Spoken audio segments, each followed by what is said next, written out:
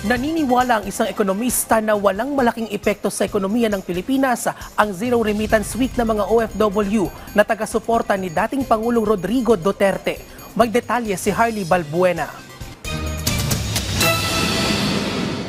Naniniwala ang isang economic expert na walang malaking epekto sa ekonomiya ng Pilipinas ang Zero Remittance Week ng overseas Filipino workers na sumusuporta kay dating Pangulong Rodrigo Duterte. Ayon kay RCBC Chief Economist Michael Ricafort, ang isang linggong mawawalang remittances ay napakaliit lamang kumpara sa kabuuang halaga ng kanilang ipinadadala sa loob ng isang buwan at isang taon.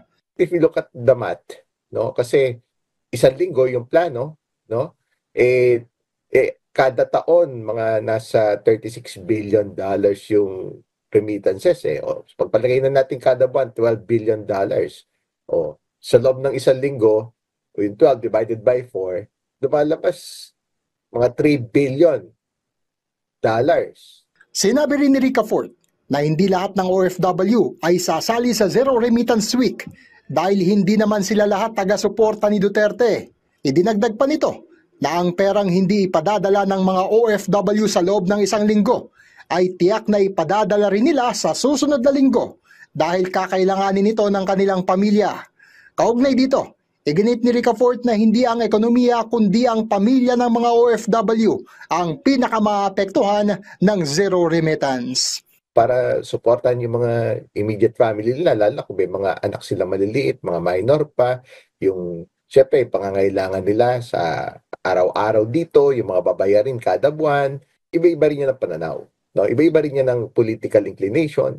Sa datos mula sa Bangko Sentral ng Pilipinas, umabot sa all-time high $3.73 billion ang personal remittances ng overseas Filipinos noong 2024. Kumakatawan nito sa 8.3% ng gross domestic product ng bansa.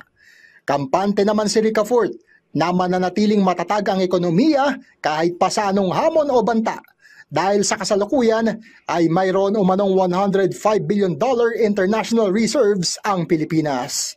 Harley Balbuena para sa Pambansang TV sa Bagong Pilipinas.